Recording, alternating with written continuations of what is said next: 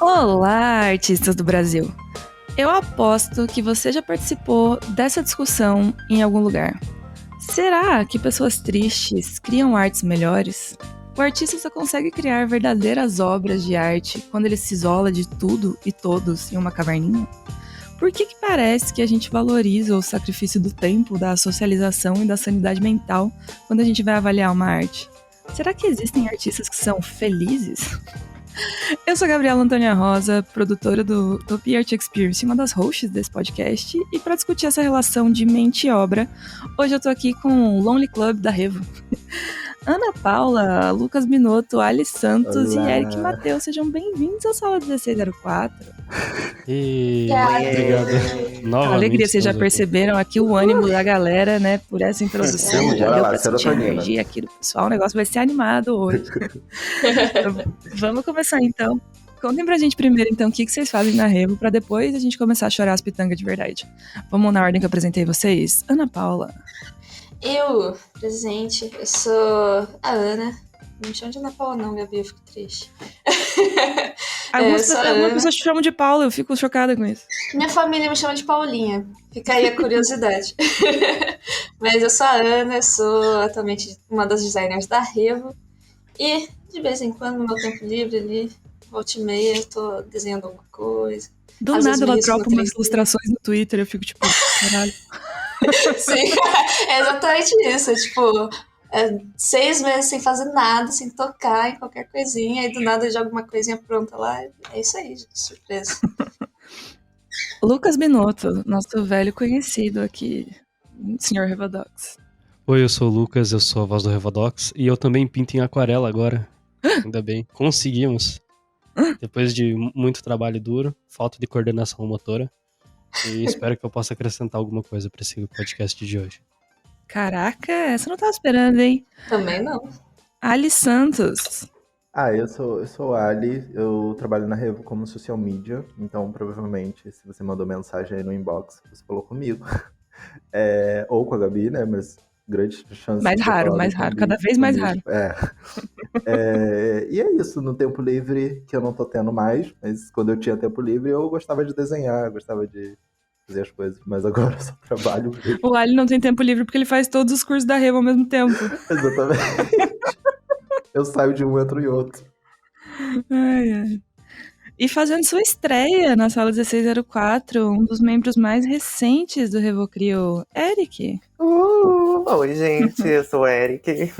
Eu também sou do design, como a Ana. Sou estagiário de design, então se vocês não gostarem de alguma thumb, de alguma coisa assim do Utopia, podem me culpar como estagiário. A gente conserta. Próximo vídeo do canal é isso. Ai, Eric, não acredito que você fez essa thumb. Pode falar. E também eu pinto com aquarela também há uns 3 anos, acho que desde que eu entrei na faculdade. E é isso que eu faço quando eu tenho tempo livre também. Eu gosto que todo mundo na Revo é artista, independente da profissão que desempenha. É sobre isso, entendeu? Escola de arte é sobre isso.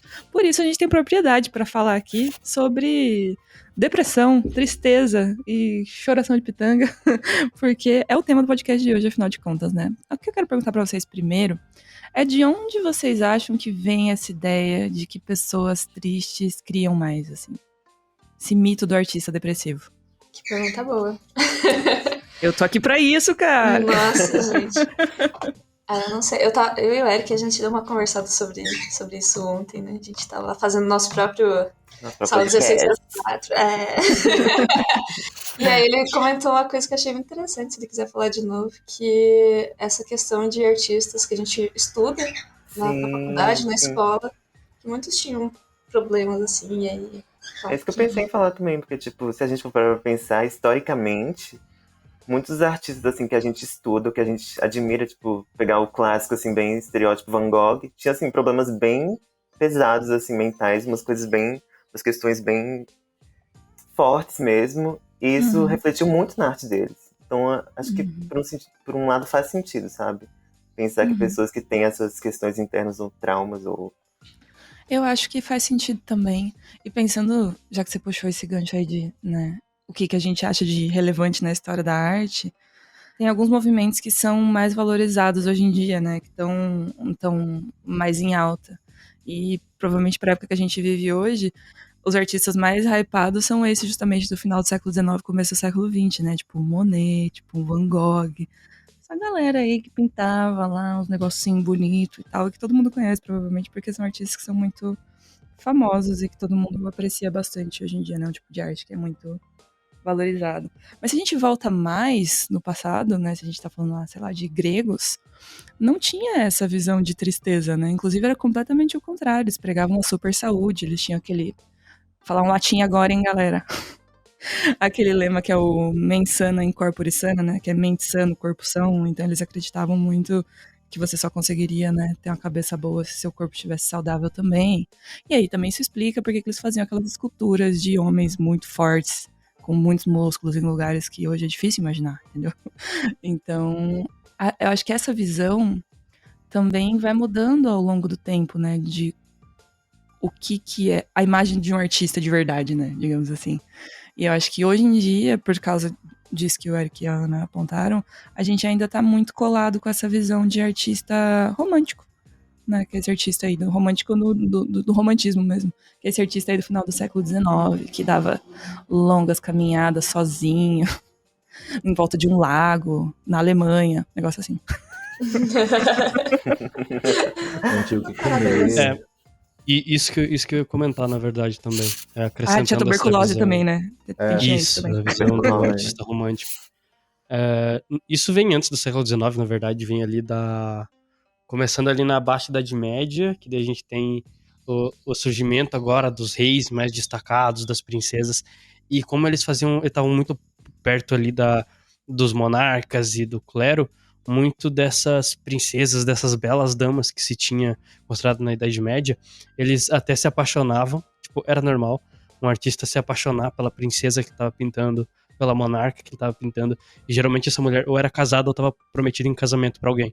Então a gente começa a olhar para aqueles contos pré-rafaelitas de o príncipe que vai no cavalo branco para a guerra e a mulher que espera na torre o retorno do príncipe, e o príncipe morre na guerra e ela morre na torre esperando ele eternamente. Também é uma romantização dos ideais apaixonados desses artistas românticos, por assim dizer. Tanto que, tipo, tudo que cercava a vida desses artistas, desde a boemia até essas caminhadas noturnas que muitos desenvolviam tuberculose, acabavam criando uma áurea mais romântica por trás desses artistas. Tanto que a gente pode ver, por eles serem muito representativos em relação aos sentimentos deles e questões trágicas, o Goya, ele tem uma gravura chamada Los Caprichos, que ele mostra justamente, do século XVIII essa, ele mostra justamente, tipo, como que o pensar dele à noite, sobre os trabalhos dele também, acabavam vindo os monstros. E também essa forma de encarar o mundo todo sentimental ao redor do artista acaba trazendo esses monstros também. Tanto que isso na Idade Média, por a gente representar temas mais escuros, mais pesados, é quando o pessoal, a Igreja Católica proibia os artistas de terem contato com a ciência, por assim dizer. Porque se você era cientista naquela época, você também era ilustrador. Então, tanto que a gente vai ver detalhes mais anatômicos aí com Da Vinci, e eles roubavam corpos para estudar, sabe? Isso trazendo uma visão mais pesada. Porque por mais que a gente tivesse a ideia do memento mori, do lembre-se que és mortal, de crânios, caveiras, a gente vai sempre associar essa escuridão. Tanto que o Caravaggio, por exemplo, é um grande renome desse movimento do memento mori da escuridão. Toda a arte, ou grande parte das artes dele, tem essa reflexão sobre a morte, sobre o quanto somos mortais, e isso tudo é extremamente triste. Eu acho que tem bastante influência também na questão dos próprios acontecimentos históricos que vieram a acontecer depois, toda essa questão das doenças, da tuberculose e outras questões, fome e pobreza e tudo isso influenciam também. Influenciavam muito para que a maioria da classe dos artistas acabasse ficando nessa margem aí e tendo que pintar para sobreviver. E aí a gente acaba reproduzindo muito isso para o tempo atual, sem uma certa necessidade, porque, né, a gente tem aí uma série de coisas que facilitam a nossa vida, mas que mesmo assim Com certeza. tem muita gente que acaba pensando assim, isso não é só exclusivamente para a classe dos artistas. Tem umas coisas que têm acontecido atualmente, que, por exemplo, a classe aí da galera que gosta do paganismo e etc., tentam ainda resgatar essas questões de tipo, não, tem que ser um livro, tem que ser um grimório e tal, sendo que tipo, a geração Z tá com um tablet lá com todas as informações sobre questões de paganismo ali e não precisa mais ter aquele conceito do grimório, sabe, todas essas questões. Tem que sair na floresta para buscar a pedra, para buscar o cristal ou qualquer coisa assim. E acho que isso influencia muito na arte também. Do motivo de a gente olhar para trás e ver como aquela galera produziu tudo aquilo. Pensa assim, pô, aquele cara ele tava passando por isso, ele conseguiu produzir isso. Olha aí, tem o caminho aí, eu vou. Só que não é bem assim, né? Definitivamente não é assim. Com certeza. Eu acho que a gente conseguiu dar um panorama geral, porque a gente já tocou em vários pontos que eu acho que são muito importantes para essa discussão. A gente falou sobre história e falou sobre história da arte. A gente falou sobre temas que são caros à produção artística que a gente valoriza hoje em dia, né? Quando a gente fala de discussões importantes, assim, pensem em quadros importantes que vocês sabem que são importantes para a história da arte. Ou eles vão discutir morte, ou eles vão discutir amor, ou eles vão discutir Deus. Basicamente, esses três são os três. Ou é natureza morta, mas aí também é morte, né? De alguma forma. Mas eles vão discutir esses três temas, né? Ou morte e vida, ou amor, ou Deus. A existência ou não de Deus, a existência ou não de fé. E aí, isso que vocês falaram me fizeram pensar se hoje em dia esses ainda são os temas sobre os quais as pessoas produzem coisas, sabe? As pessoas ainda estão falando disso na arte delas. Os ilustradores, a galera do 3D que tá falando sobre... tá fazendo seus trabalhos todos os dias, seus trabalhos autorais e tudo mais. Vocês veem esses temas como temas muito presentes ainda hoje em dia? Eu não vejo esses temas específicos, assim, como algo muito recorrente, sabe? Acho que existe, sim, essa parte da arte que é uma arte mais política, né? Que trata de questões que vão envolver isso tudo. Mas eu sinto que hoje é um pouquinho mais diferente. E acho que essa visão de artistas tristes produzem mais, talvez seja por conta de a gente consumir muita coisa, no sentido de, sei lá, por exemplo, música, onde a gente está sempre vendo a galera falando sobre término, algo inteiro só sobre término, sobre relacionamento, sobre esse tipo de coisa. Então a gente acha que acaba meio que interpretando dessa forma, sabe? Então, tipo, quando acontece algo com um artista, normalmente eu acho que é comum, assim, você querer expressar aquilo que você tá sentindo na sua arte e não necessariamente falar sobre questões tipo morte e vida, mas sim não aquilo que você necessariamente tá isso vai ser passando. triste, né? Exatamente. Mas, tipo, representar o momento que você tá passando, sabe? Eu acho que a arte é muito uma ferramenta, assim, de você expressar os seus sentimentos. E eu acho isso maneiro porque não é à toa que esses temas são os principais, assim. É porque por muitos e muitos séculos eles foram os temas sobre os quais você podia falar e ser considerado artista, né? Senão você caía num campo, assim, do que as pessoas opõem o belo, um negócio que chama grotesco, né? E aí você ia acabar num lugar da arte que era um lugar que as pessoas iam ficar escandalizadas. Né? Se você começasse a fugir desses temas principais, assim, fizesse arte sobre coisas talvez não tão relevantes assim, sabe? Talvez não tão assuntos tão profundos à alma humana. Porque às vezes você só quer desenhar uma menininha pegando florzinha, sabe? Isso não diz tanta coisa assim sobre vida ou morte ou sobre sua fé. Então acho que é mais por aí. A gente é mais desligado, eu acho, desses grandes temas que a gente tinha no passado. É que aí nesse ponto a gente começa a sair do que necessariamente... nossa, mas o que é a arte e o que é o artista, sabe? Que já vai ser uma outra conversa completamente complicada também. Só que eu acho que agora muito da divisão de nossa, por que talvez a gente não esteja em tanto contato com esses temas como morte, amor, vida e esses outros temas que artistas clássicos buscavam. Principalmente porque a arte não é mais só clássica. A arte não é mais só dos museus, a arte não é só mais dos monarcas. A arte é também de todo mundo que queira pintar, porque agora tá muito mais acessível. Então, tipo, galinha pintadinha é arte? É claro que sim. Tem o mesmo valor que Mona Lisa ou alguma arte do Caravaggio? Pode ser que sim, sabe? Vai depender do contexto que a gente vai estar aplicando essa arte. Por exemplo, pra uma para um criança de museu. 3 anos vai ser muito mais valioso. Exatamente, para um museu vai ser muito mais valioso um Caravaggio ou a Mona Lisa, sabe? Mas acho que tudo justamente a Mona Lisa se valorizou pelo contexto que tem. Então a gente não pode esquecer, tipo, os artistas e os contextos que eles se criam também. Porque não faria sentido, por exemplo, a gente olhar para um artista da Idade Média e falar assim, nossa, mano, por que você não tá desenhando mais, sabe?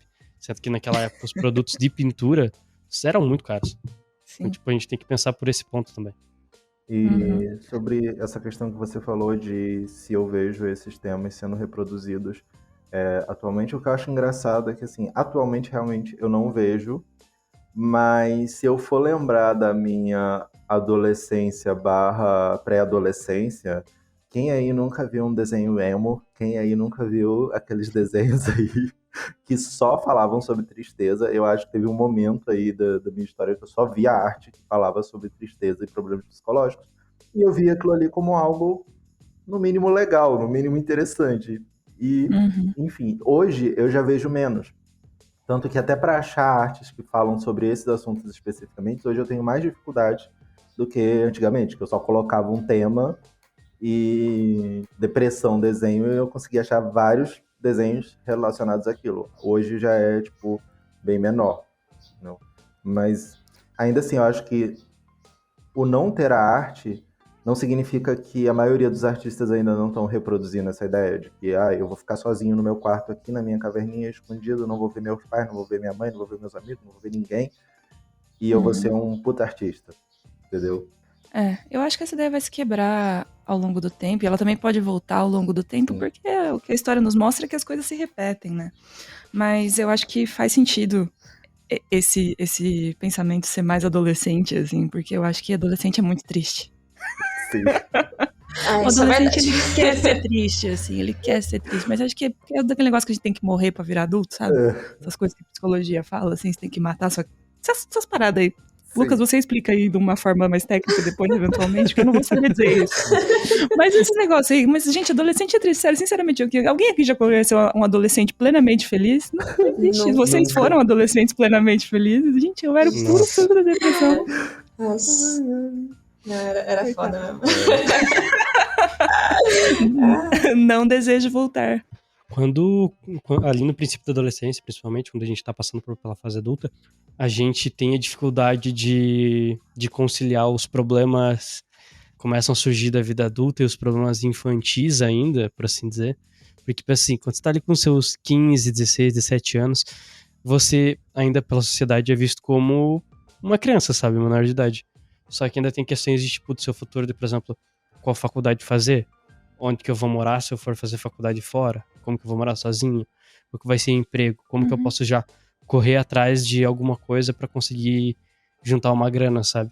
Então, muito dessas questões sociais acabam influenciando também e muito como que a nossa psique vai se moldando nesse período de desenvolvimento.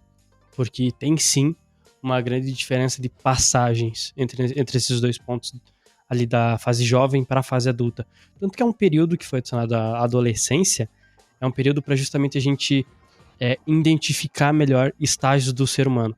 Então, por exemplo, quando você é adolescente, todas as emoções estão muito à flor da pele.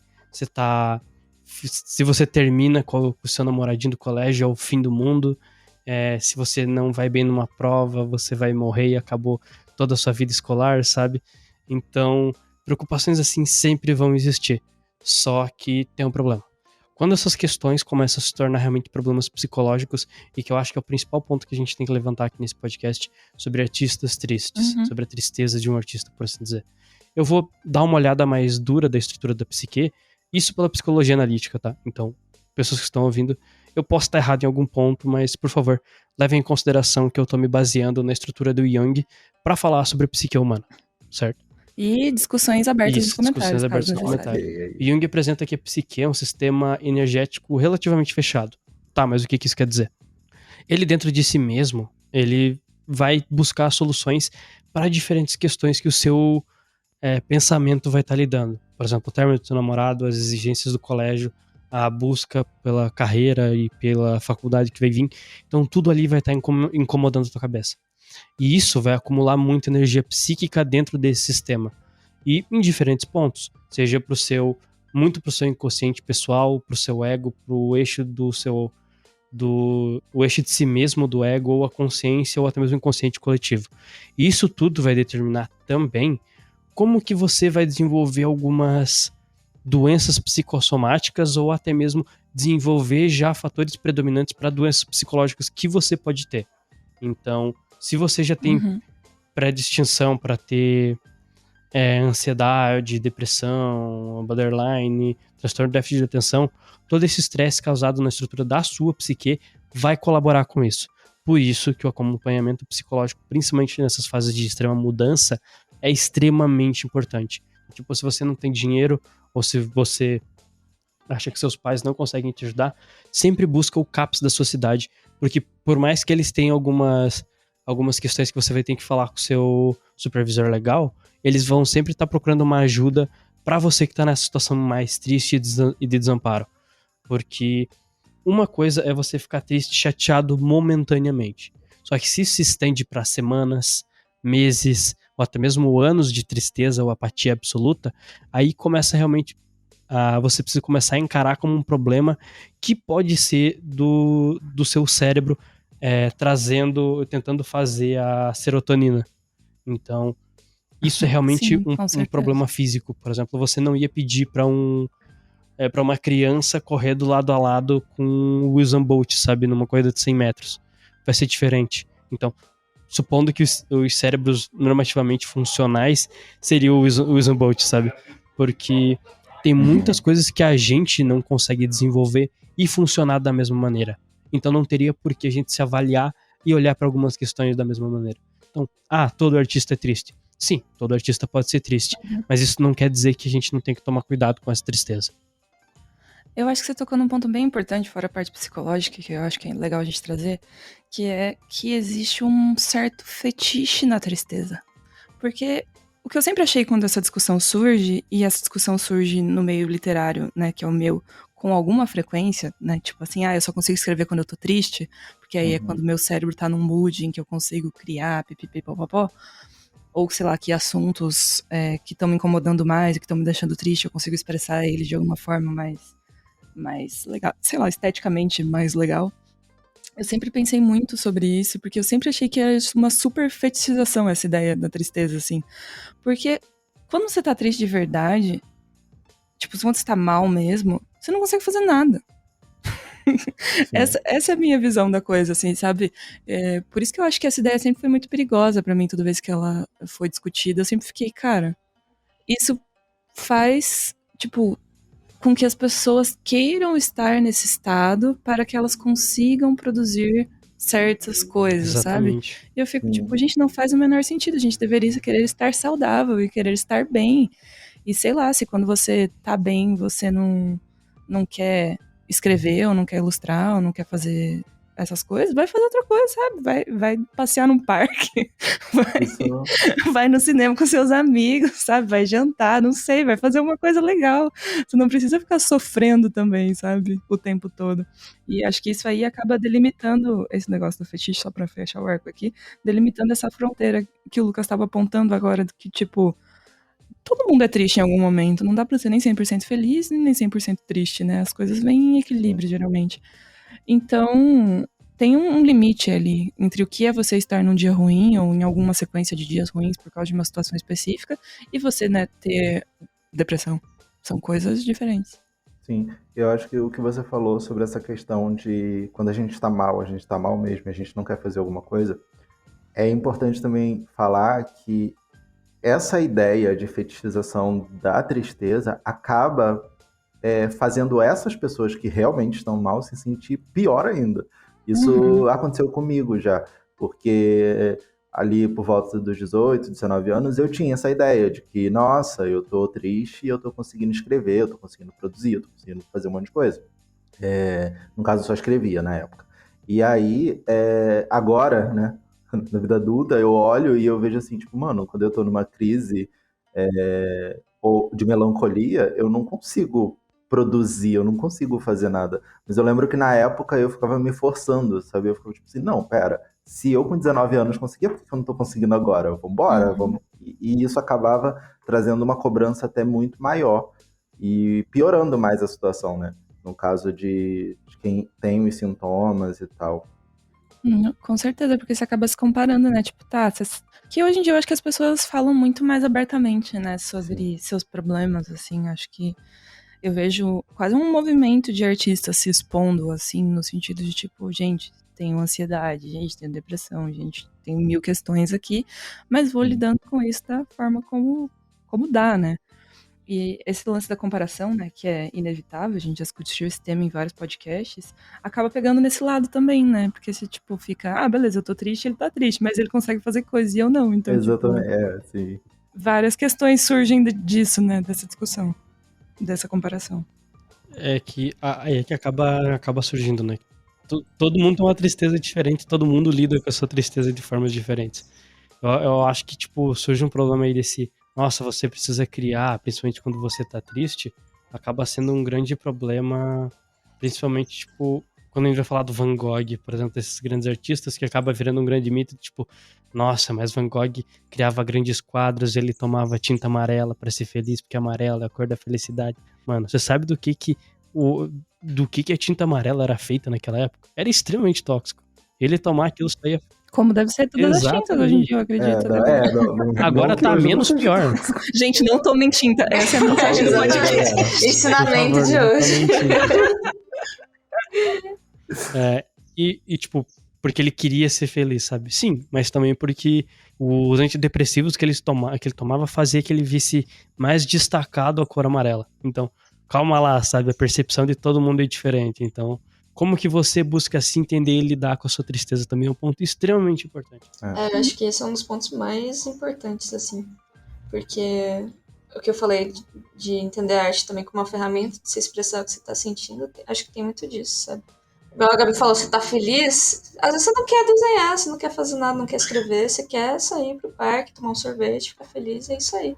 Mas às vezes você tá feliz e você quer expressar isso na sua arte, sabe? Então você vai lá e acaba produzindo algo que... Aí vem aquela questão, você pode gostar, pode não gostar, mas você tá se expressando ali, né? Da forma como você pode, como você consegue. É muito isso de entender como os sentimentos como um espectro mesmo, né?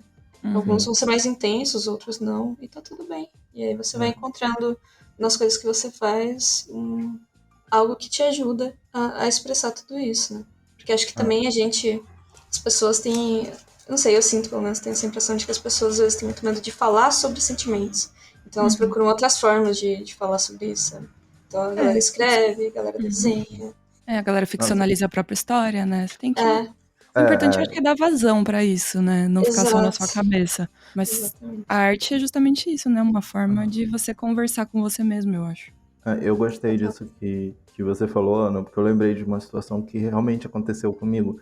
Que um amigo meu fez uma coisa que me deixou mal e que eu não sabia falar o que ele fez. Tipo, eu não conseguia passar pra ele qual era o sentimento que eu tava sentindo com aquilo que ele fez. Daí eu falei assim, vou desenhar. E daí eu desenhei real o que eu tava sentindo e ele entendeu. E eu não precisei falar. Então, tipo, eu achei isso muito interessante, porque realmente já aconteceu comigo. Eu não consegui falar o que eu tava sentindo, mas eu conseguia desenhar o que eu tava sentindo. Eu adoro esse poder, assim, que as coisas que a gente cria tem... As imagens que a gente cria, né? Tem de sintetizar sentimentos, né? Você falou isso, eu lembrei de uma vez que eu tava lendo um livro que eram duas protagonistas, né? E uma tinha muita inveja da outra. E aí, numa determinada situação, a escritora escreveu, né, pra falar sobre essa inveja, que a mulher que tinha inveja foi até o banheiro e mordeu o próprio pulso até sangrar. E eu fiquei tipo... É isso, cara. Que imagem sintetiza inveja mais do que isso, sabe? Exatamente. Então...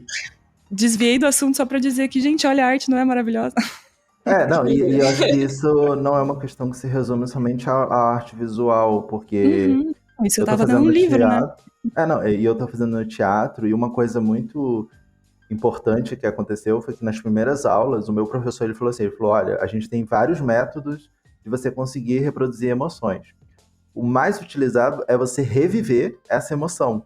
Então, tipo assim, imagina o perigo disso. E, tipo, reviver uma emoção pra você ficar triste, ou reviver uma emoção pra você ficar com raiva, pra você conseguir estudar como que o seu corpo está se comportando aquilo. Então eu acho que, tipo assim, toda a arte, no geral, música, escrita, desenho, cênicas, tá envolto dessa ideia do mito do artista que tem que ser triste para poder produzir, para poder criar algo, sabe?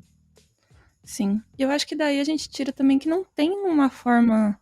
Não tem uma única forma de ser artista. E não tem uma forma certa de ser artista.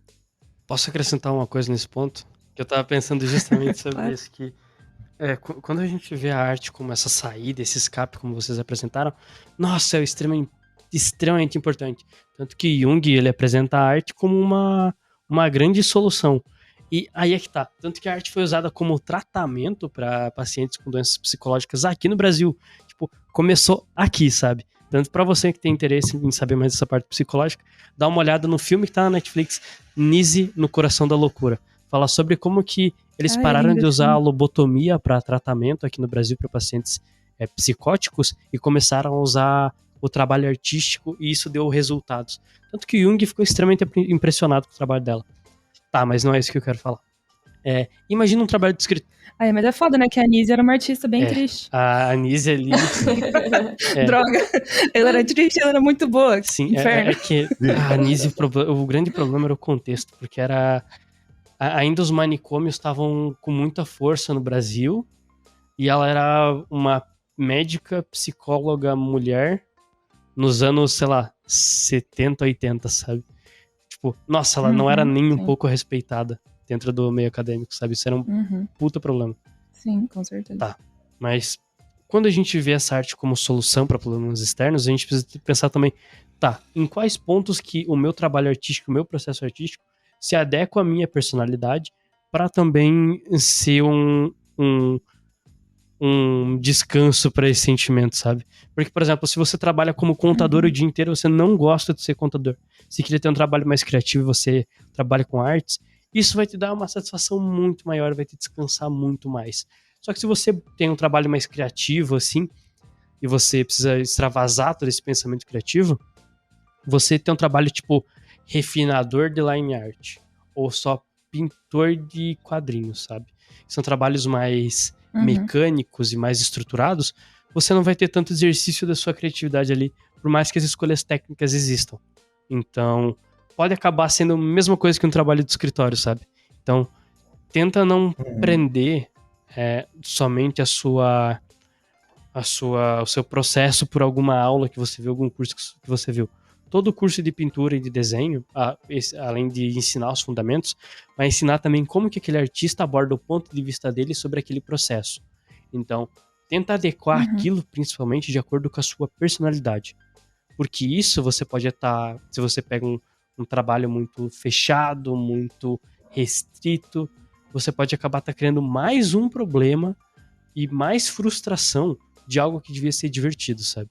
Então, por favor, tome cuidado com isso também. Com certeza, eu acho que faz muito sentido isso que você falou, assim. Mas também complemento o que a Ana falou de, tipo, é uma forma de expressão, sabe? Você não consegue expressar algo que não é de alguma forma verdade pra você, Exatamente. sabe? Em algum nível, sabe? Eu acho que você consegue, mas não vai ficar um trabalho tão bom. Né? Por exemplo, atores não precisam ser aquelas pessoas pra representar aquelas pessoas. Mas quando elas conseguem entender aquele personagem e de fato se colocar naquele lugar, aí sim as pessoas ganham Oscars, né? Tipo. E aí a gente entraria numa discussão muito louca de tipo, qual é a diferença, né, entre um trabalho que é uma obra de arte que vai se postergar pra história e vai ser lembrado e um que não é, né? São coisas muito específicas e muito particulares, mas é meio louco porque tem tudo a ver com o que a gente tá discutindo à medida que a gente consegue referenciar muitos artistas tristes do passado, né? De alguma maneira, pelo menos na nossa história até agora, grande parte dessas obras de pessoas que tinham N problemas e dificuldades e situações de vidas não muito que a gente quisesse estar na pele delas, assim, né? São as que a gente lembra, né? São as que estão aí nos museus até hoje. Então isso não dá pra ignorar simplesmente, né? Sim. Eu também acho que uma coisa que quando a gente tá falando muito dos artistas grandes, assim, do passado, que deixaram, assim, umas heranças artísticas muito fortes. Quando a gente tá nesse lugar de tá pintando ou produzindo alguma coisa pela expressão, não precisa ser bonito, sabe? E eu acho que isso é uma coisa que segura muito o artista quando ele tá nesse lugar de querer fazer alguma coisa pra se expressar. Tipo, eu tenho que fazer alguma coisa pra postar no Instagram, então tô querendo me expressar, mas tem que ser bonito porque tem que me dar um retorno. E eu acho que não, sabe? Eu acho que tem muitos momentos também que a gente só tem que pintar e, tipo assim, desenhar e, sabe, não se preocupar muito se isso vai ser visto por alguém ou se vai ser admirado por alguém. Eu acho que também a arte pela arte é importante. Eu acho que é uma coisa que com as mídias sociais, né, com toda a manipulação do algoritmo, é uma coisa que a gente esquece, que a gente não pode esquecer, né? É importante.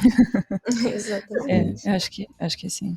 Eu fico Porque- pensando quanta arte que a gente nunca viu por aí, mas que existe, sabe? Sim. E que tem um papel importante para o artista. Sim. E além disso, acho que você tocou numa diferença bem fundamental, assim, de hoje em dia, de que é que a gente quer fazer as coisas muito rápido, né? Uhum. E às vezes não dá tempo dos trabalhos maturarem, ou também não consegue bancar a decisão de investir num projeto autoral que precise de mais fôlego, né? Porque para pensar assim, por exemplo, já que a gente tá falando dos grandes artistas, né? Que um quadro não era pintado em uma semana, sabe? Ele demorava 2 anos para pintar uma tela. Quantas artes suas você já demorou 2 anos para fazer, sabe? Tipo, é muito diferente a noção que a gente tem de trabalho em cima de uma mesma peça, né? Em cima de uma mesma coisa, o tempo que a gente gasta naquilo hoje em dia. Se você falar, nossa, gastei 2 anos para fazer essa ilustração, caralho, velho. Como assim, né? Em 2 anos você fazer uma série de ilustrações, não uma ilustração só, né? Isso é muito, muito, muito louco, assim, a forma como a gente lida com esse imediatismo, com essa necessidade de estar em constante produção, em constante, não só produção e estudo, mas em constante postagem, né? A gente precisa mostrar para as pessoas que a gente está em constante produção. Não é, se você faz isso no offline, parece que o significado é menor, né? Parece que você não tá fazendo de verdade, né? E isso é muito sintomático do nosso tempo, às vezes eu sinto que a gente está enfrentando uma transição muito louca, e a gente tá no meio desse caldeirão, assim, girando e tentando entender o que tá acontecendo, porque nós, aqui especificamente, a gente é de uma geração que cresceu sem existência de celular e internet, mas que hoje está completamente adaptado a tudo isso, e estamos vendo acontecer diante dos nossos olhos uma valorização da vida virtual muito grande, né? Que a gente não... Vamos ter que aprender a lidar com isso, né? Porque até uns tempos atrás, eu via muitas discussões assim também, de tipo... a diferença entre a nossa vida real, né, pessoas fisicamente, e a nossa vida virtual, assim. É você fora E do eu acho que... Stories. Exato. Mas eu acho que esse limite tá ficando cada vez mais borrado, assim, sabe? Não é mais tão nítido, assim. E a vida virtual tá ficando cada vez mais importante. E isso impacta muito na arte, né? E no que a gente produz, e no que a gente mostra para as pessoas que a gente tá produzindo. Sim, Nossa. ainda mais pela facilidade que a gente tem de contato com todas essas coisas. Pensa assim, tipo, grandes artistas tipo Caravaggio, Da Vinci, Van Gogh. Nossa, imagina como é que eles iam reagir se tu falar assim pra eles, não, você pode pintar aqui. Eles, tá, mas cadê as tintas? Não, estão aí. Tá, mas quais tintas tem? Todas as cores que você quiser. Todas. Mas, E quais pincéis? imagina uma cor Todos. aí. Todas. Qual pincel? Todos. Qual que é o limite do meu canvas? Não tem limite. Pode fazer o que você quiser. Pintar no teto, se quiser. Tem tudo. Nossa, dá um pavor, né? Tipo, na real, dá um pavor, né? Quando você posta nesses termos assim, você fica, caralho, se eu posso fazer tudo o que eu faço. Isso, tanto que isso é um grande problema, porque, tipo, como que eu posso dizer? Não vou lembrar quem que é o autor que fala que quando você tem muita escolha, começa a virar uma prisão, porque você não consegue escolher nada. E acaba sendo justamente isso, sabe? Tipo, a gente tem acesso a tudo. Você consegue falar com o Miyazaki se você quiser mandar um e-mail pra ele agora, sabe? E no passado isso não era possível. Então, tipo, a gente tá sendo a primeira geração de artista que tá literalmente conseguindo lidar com o trabalho criativo de uma forma tão bizarra, tão incompreensível pros anos anteriores, que não tem como tu não ficar assustado também com isso, sabe? Tipo, pra quem foi criado nesse meio de, tipo, internet já e telefone, beleza, é mais comum. Mas pergunta pro seu pai, pergunta pra sua mãe, pergunta pra sua avó como é que era se comunicar antes de ligar, de tu ir na casa de alguém e perguntar se a pessoa tá em casa, sabe? Se a pessoa não tá em casa, não tem o que fazer porque não tem como ligar pra ela, sabe? E é isso. Nossa, eu acho que isso que você tá falando impacta realmente muito, assim, no trabalho criativo, de formas que a gente não consegue prever ainda onde é que isso vai chegar, me Pois é. parece, assim. Porque, agora que você falou isso, eu tô pensando, né, tentando fazer paralelos com a arte no começo do século XX e a arte agora.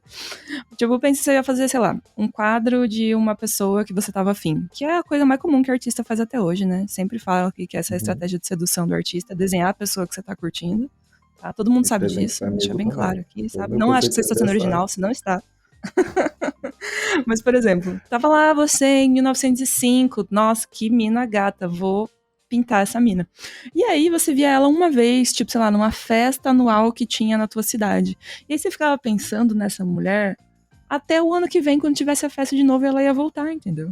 Então você ficava um ano só ali na sua idealização, fazendo seu quadrinho, pá e tal. Tipo, você passava muito tempo sentindo um sentimento. Sim. Eu acho que isso você pode aplicar em várias esferas da vida nesse começo de século XX. Hoje em dia a gente passa pouquíssimo tempo sentindo sentimentos. Às vezes isso me incomoda até, assim, tipo...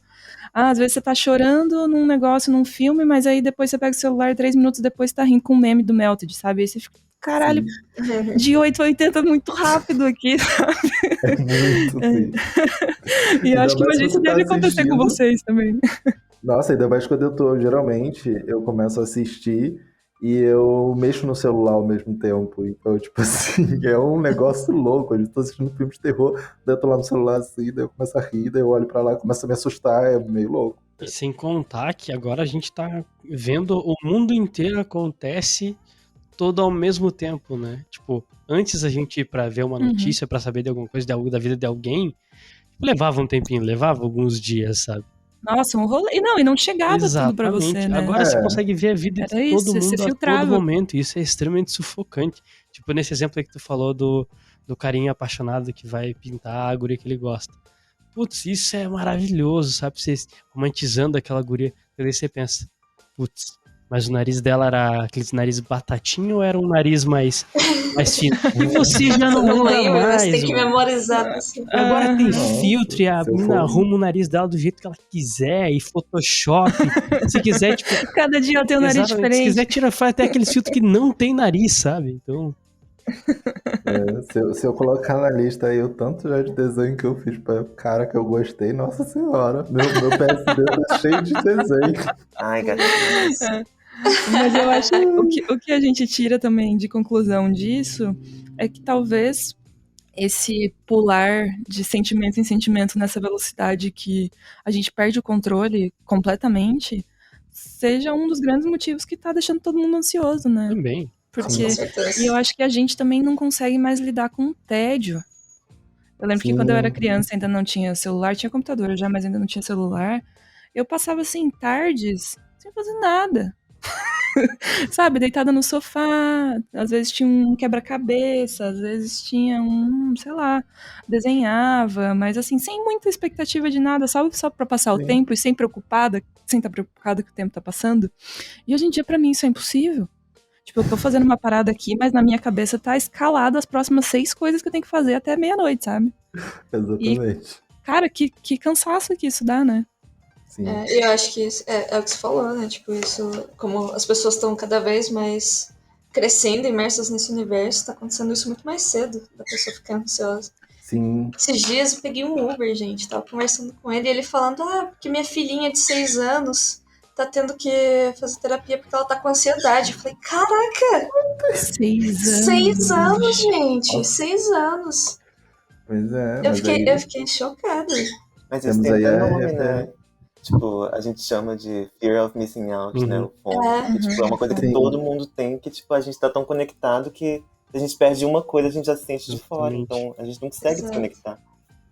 é uma coisa que eu venho vendo ultimamente dos artistas mirins. E, tipo, como a cobrança e a pressão, às vezes, deles são muito maiores. Tipo, porque teve um específico que começou a me seguir, daí tava conversando, e daí ele falou, tipo assim, nossa, mas eu não consegui fazer isso em 2 dias e tal. Daí eu falei, meu querido, demorei uns Você tem 4 12 meses anos. pra aprender e ainda não consegui, tipo, calma, sabe? Mas é isso, tipo, tem uma galera muito mais nova e cada vez mais novo sofrendo com isso. Nossa, mas pra mim já aconteceu o contrário do que você falou. Eu vejo muito artista novo, de 15 anos, que fazem umas coisas, assim, absurdas já. Eu E eu já também fico, fico um gente, pouco será que chocada. eu que Não. perdi tempo, sabe? Não Mas fui então, mas dessa. então, mas esse é o ponto. Ele tava fazendo algo absurdo. Por isso, só que mesmo ele fazendo algo absurdo, ele ainda não acha que é o suficiente. Ele acha assim, tipo, nossa, não, eu tenho que fazer uma arte Que perigo, né? poderástica. E eu fico, A gente saiu de calma, depressão galera. para, meu Deus, o que estamos fazendo com as nossas crianças?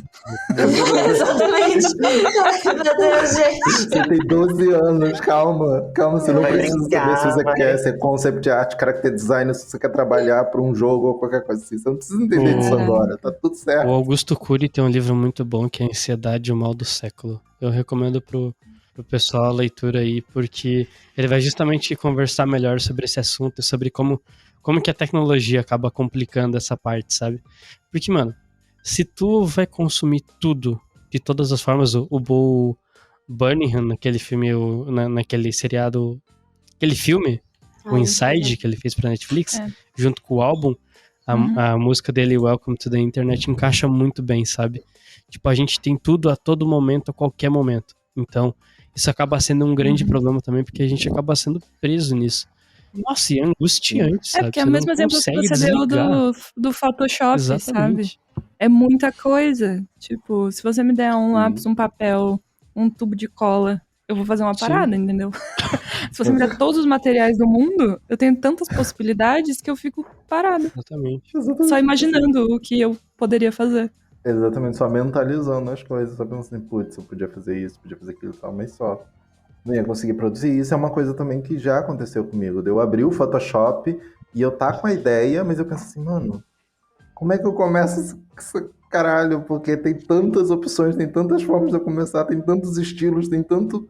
Que? Como eu faço? Aí eu fecho Photoshop e vou embora, porque é aquele rolê da tela em branco é pior do que o papel em branco. Ou até mesmo complementando isso, não sei se já aconteceu com vocês, e vocês estão super empolgados pra desenhar, fazer alguma coisa, só que vocês abrem o Photoshop e vocês ficam automaticamente cansados, sabe? Cara, não tô com cabeça pra arte, sabe? Tipo, não, chega. Não, esses dias aconteceu uma coisa comigo que eu achei assim, muito bizarro, porque não passou pela minha cabeça isso. Tava fazendo uma tarefa do curso de fundamentos, e aí deu um problema aleatório na minha mesa, e daí eu falei com o professor, falei, não, é porque a mesa digitalizadora deu defeito e tal, e eu não tô conseguindo fazer direito no Photoshop. Aí ele olhou pra minha cara e falou assim, tá, mas tem papel. É verdade, tem papel. Eu não lembro da última vez que eu desenhei no papel, e daí eu fiquei, tipo, muito louco, assim, porque, mano, é verdade, tipo, eu tenho papel aqui do lado, eu posso fazer o desenho que eu tô fazendo no digital, eu posso fazer no papel. Enfim, isso é muito louco também. Às vezes a gente tá tão apegado com a tecnologia que a gente esquece que dá pra fazer as coisas sem ela, né? Sim, exatamente. Isso é uma ideia que me assusta bastante. Sim, é porque a tecnologia ela acaba influenciando em tudo, não só nessa questão da gente consumir as coisas muito rápido, mas a gente só não consome conteúdo. A gente consome conteúdo, a gente consome informação, a gente consome pessoas, tipo, sabe, aplicativos de relacionamentos aí vão estar aí para provar, tipo, quantas pessoas você já deu like, match, e desses match, quantas pessoas você conseguiu sair, sabe, tipo, pra ver, conversar, mais do que o passado, oi, tudo bem. E isso tem muita influência nessa questão também, de que tá tudo muito rápido, tá tudo muito acelerado e em todas as esferas da nossa vida. Uhum. E como isso é a nossa realidade hoje, é impossível que isso não impacte na nossa arte, né? E eu acho que Total. esse é o nosso grande dilema e problema e questão que a gente tem que lidar sendo artista hoje em dia, assim, né? Como que a gente quer reproduzir um ideal de artista triste do século XIX se hoje em dia esse é o mundo que a gente vive, sabe? Não tem como, não dá mais, entendeu? Não dá mais pra ser assim. Tipo, tudo bem, tu até pode tentar ser um artista triste do século XIX, mas não vai ser a mesma coisa que no século XIX, sabe? E também, graças a Deus, não vai ser a mesma coisa que no século XIX, porque o pessoal se empacotava aí com 23 anos por causa de tuberculose, sabe? Então... Nossa, é igual a galera falando assim, nossa, eu queria muito viver na era medieval e tal. E ser... Por uma semana, né? Tirar férias lá. Banheiro nessa época. Gente, a era medieval não são os filmes que a gente tá vendo, não. Tá? Nossa, os jogos de RPG. É muito o pior. Leon, do Coisa de Nerd, ele apresentou uma vez no vídeo dele um artigo muito interessante Não vou lembrar qual vídeo que é, não vou lembrar qual artigo que é. Que fala sobre a comparação de vidas da idade medieval pra agora. E, tipo, a pessoa mais Sim. pobre de agora tem uma qualidade de vida melhor do que um rei na Idade Média. Porque, tipo, tem mais condições, tem mais possibilidades de correr atrás de, tipo, ir atrás de tratamentos médicos e comidas que não necessariamente existiam naquela época, sabe? Então, tipo, o rei cortou a mão e infeccionou, vamos pro próximo rei, né? Já era, brother. Próximo reinado, vida longa. Filhão, vai que é tua. Exatamente. Olha, realmente. Nossa, agora eu estou assim, ó, com uma lista de questões na minha mente aqui para Né? avaliar e pensar a respeito da minha existência. Esse podcast mexe Exatamente. com a minha estrutura aqui, gente. Ainda bem que eu tenho terapia semana que vem. Mensagens que ficam para todo mundo que tá nos ouvindo aqui agora, né? Façam Faço terapia. terapia. Com certeza, gente. Façam terapia. Tentem passar menos tempo no celular, que eu acho que é sempre um bom conselho, principalmente se você só tá Nossa. zapeando sem fazer nada. Eu acho que isso é uma coisa que a gente ainda vai ter que aprender a fazer, assim, a desligar quando necessário. Sim. Que mais de conselhos importantes que a gente... Na verdade, vou deixar os conselhos importantes para daqui a pouco, porque tem uma parte no De Frente com a Gabi que a gente pode falar sobre conselhos pra galera que está nos ouvindo. Com certeza. Inclusive, vocês estão prontos para começar esse quadro do canal? Pronto, a gente nunca tá, né? Pronto é Nunca, uma palavra né? muito forte. Exatamente. Eu tô pronto. Então vamos Mas lá. você Eu tá confio sempre em pronto, ping-pong, Eric. bate-bola, jogo rápido. Traca. Yes! Ó, a ordem de resposta vai ser a que eu fiz no começo, então. Ana, Lucas, Ali e Tá Eric, bom. beleza? Ok. Ok. A Ana já travou automaticamente, ela não conseguiu nem responder. Eu tô aqui, eu tô em estado de atenção, entendeu? Tô só esperando aqui. Vai. Começando. Um artista. Travei. Mulher. Ai, eu travei, gente. Um artista, vai, Ana. O que eu sempre respondo é Lady Gaga, gente. A única coisa que vem na minha cabeça quando alguém fala artista, eu juro pra vocês, não Mas existe é outro. artista. Tá certo. É que eu não queria repetir, entendeu? Mas não consigo, desculpa. Não tem problema. Um Lucas. artista, o Deus Juve, ele é um revoluno. E, nossa, ele me ensinou uns negócios de pintura e de desenho que, meu Deus do céu, parece que ele tava explicando pra um idiota, que é bem o que eu preciso que me expliquem, sabe? O cara é maravilhoso. Didática é tudo. Ali. Rainer. Eu sei que Ai, eu vejo. baba ovo. Gente, eu não consigo. Eric. Ai, gente, eu vou fugir um pouco e falar Alphonse Mucha, que é um artista Amo. do Arte Nouveau, que eu amo, assim, uma inspiração pra mim. Não sei se ele era Perfeito. triste, mas a arte dele é muito... A investigar se era triste ou não. Próximo. Um trava-língua. O rato foi a roupa do Rei, isso aí. Essa é nova? Nossa. Essa é nova. A rainha Lucas. raivosa com raiva roeu o resto. É. Ai. 3 pratos de trigo para 3 tigres tristes. Olha, ele consegue, Eric. Ai, meu pai, se a liga me ligasse, eu ligava a liga, mas como a liga não me... Ai, eu não sei, eu não lembro. Foi quase, foi quase, foi bom. Foi quase. É Um a gente livro- tem que fazer... Ah, não.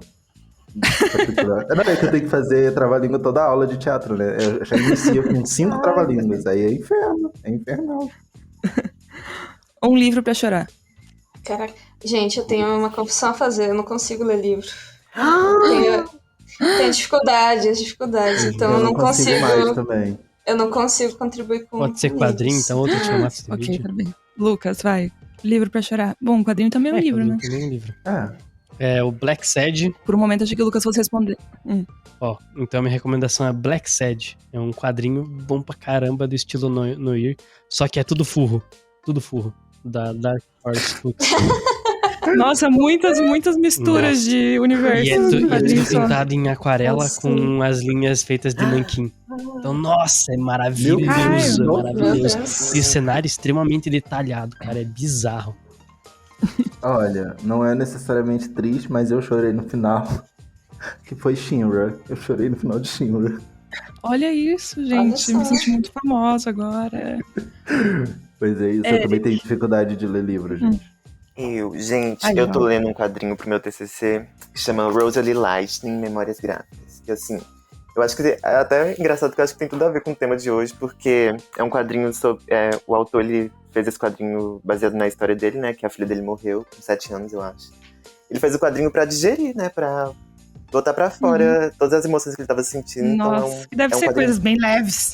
É bem pesado, mas assim, vale a pena. Mas assim, tem que ter Amei, estômago, já sabe? amei. É bem triste. Já bem amei. triste. Ok. Um filme pra um dia nublado. Posso falar sério? Pode falar sério. É passar a palavra de Arcane pro Ah, As cadelinhas de Arcane online. Arcane é pra Completamente. qualquer dia, de Qualquer ensolarado, Com de nublado. certeza. Exatamente. Lucas. A Her, com o Joaquin Phoenix. Nossa. Teve um tempo aí da minha vida Tristeza que eu em não forma de filme. conseguia ver Her até a metade. Não conseguia. Eu acho que eu não consigo ver mais. Acho que Her e As Vantagens de Ser Invisível são filmes que, se eu assistir, eu dou uma tiltada, assim, eu me passo meio mal. Pra mim Eu não rola. concordo contigo, eu estrago. Gatilho. Ele. Gatilho. Ali. Nossa, gente. Eu vou dizer. Carai. Pera. Nossa, sumiu da minha cabeça. Travei. Não, Difícil, pera. né? Manda pro Eric, Ai, depois eu falo. Um filme pra um dia nublado, Eric. Ai, meu Deus. Eu tô assistindo um novo que eu acho que é bem esse climazinho. Chama Vai Ficar Tudo Bem, do HBO Max. É bem gostosinho, é uma série bem levinha, aquela série que você assiste assim só pra não pensar, sabe? Adoro essa sensação de entretenimento puro, assim. É. Maravilhoso. Ali vai responder essa? Eu vou colocar uma série e aí pra galera que gosta de filmes de terror aí vai amar. Início da Meia-Noite. Ai, credo. Eu adoro assistir. É que eu fiquei pensando, dias nublados, eu só gosto de assistir filme de terror, gente. É incrível. Ou dias chuvosos. Jesus amado, eu não gosto de ver filme de terror em nenhum dia. Ai, eu também. Nem a condição Não climática. dá, não dá. Pra Não. mim, impossível. Uma música para alegrar a vida. Pra alegrar a vida. Pô, é difícil, né? Que ontem eu tava mostrando minha playlist de músicas tristes. Todo mundo vai ser feliz. 7 horas de música triste. Faz uma playlist chamada Happy Songs. Eu tenho uma playlist que é só de músicas que tem a palavra sol, que me deixam muito feliz. Normalmente elas são super pra cima, assim. Eu gosto muito de Sunshine and City Lights. Acho que é bem felizinho. Gostei, boa escolha. Lucas. Desculpa, eu me perdi. Como é que era a pergunta? O Lucas não ouve. Me perdi, desculpe, Uma música vamos pra- tentar. Alegrar a Música pra vida. alegrar a Você vida. tem no seu repertório Tenho. essa? Putz, eu tenho muitas músicas alegres, na verdade. Eu não tenho playlist, infelizmente. Não gosto de fazer playlist. Mas eu recomendo a Mr. Blue Sky, que é boa pra caramba, maravilhosa. O ritmo dela é muito empolgado. Ali. Vou sair fora da curva aqui total agora, mas eu vou indicar The Feels, do Twice, que é K-pop aí, pra galera K-popeira. Aí, já vai ter mais like nesse episódio. Boa estratégia. Perfeito. Eric. Gente, o álbum novo da Adele. Não, a louca. Bem felizinho. Muito Empolgada. feliz, assim. Você dá uma... eu não sei também. Deixa eu ver nas minhas playlists assim, de felicidade. Pela dificuldade de Ai. achar música, vocês já estão vendo, né? Como é que é. A letra não é muito feliz, mas assim, a música me dá uma A alegria. melodia. A melodia é linda. Chama Estrangeiro, do Rico da Lação.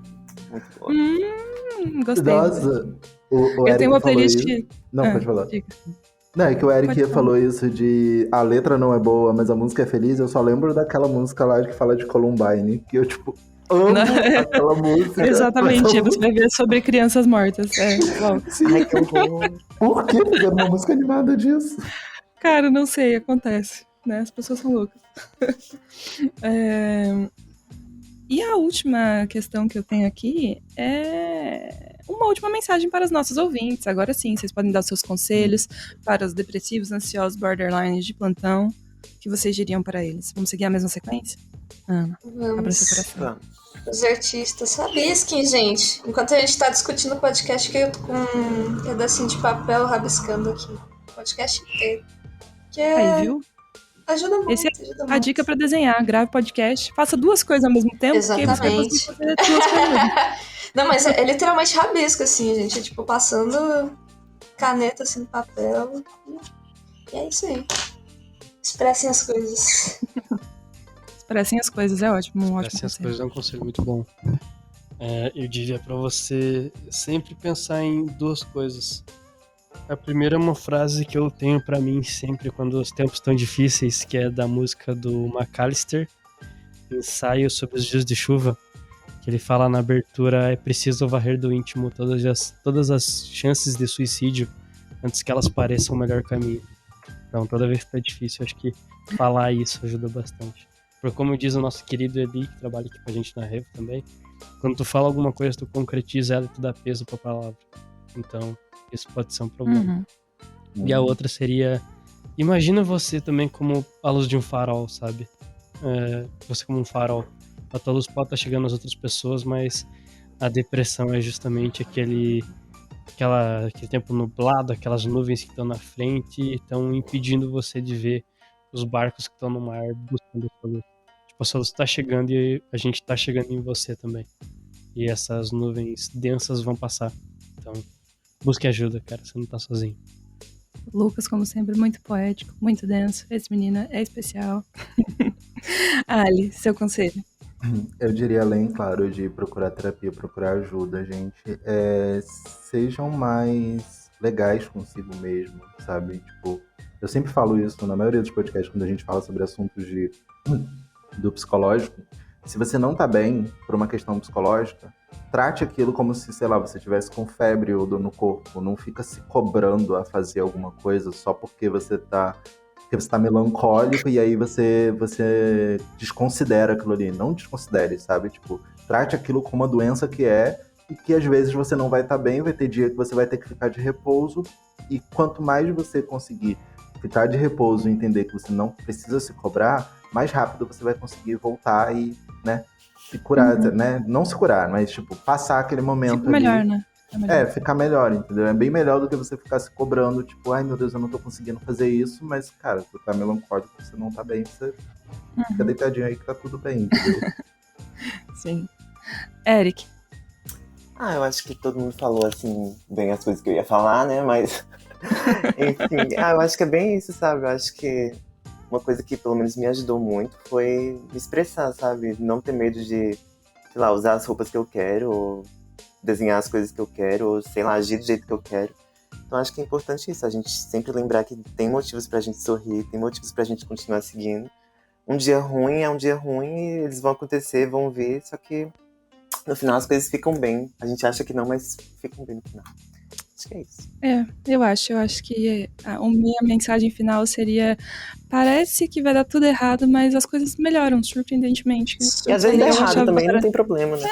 mas depois melhora. Depois Eu não acho que mas quando é sempre eu essa era montanha-russa. nova, eu tinha a impressão de que tudo ia dar errado, assim, que minha vida ia ser uma desgraça. Mas aí o tempo vai passando e você... Não sei, eu gosto de envelhecer, sabe? Eu gosto de ver que eu não tenho mais os problemas que eu tinha na adolescência. E as questões mudam, sabe? E a gente vai amadurecendo. E essa seria a minha mensagem, sabe? Vai melhorando. A gente acha que não, mas vai melhorando. Eu acho que uma coisa que todo mundo pode fazer é, tipo assim, lembre da última vez que você surtou. Se você teve uma última vez que você surtou, é que essa daí você consegue passar, porque você passou É pela porque você outra. sobreviveu, né? Pela outra e tal, então, por aí, entendeu? É nesse raciocínio. Seguimos sobrevivendo. Então é isso. Muito obrigada pela participação de vocês, contribuição com histórias, pensamentos e loucuras para esse podcast. E a gente encerra aqui essa sala 1604. Um beijo e até a próxima semana. Falou! Tchau. Beijo. Tchau, gente. Tchau, tchau! Só mesa de bar. Mesa de bar com a Revo é assim.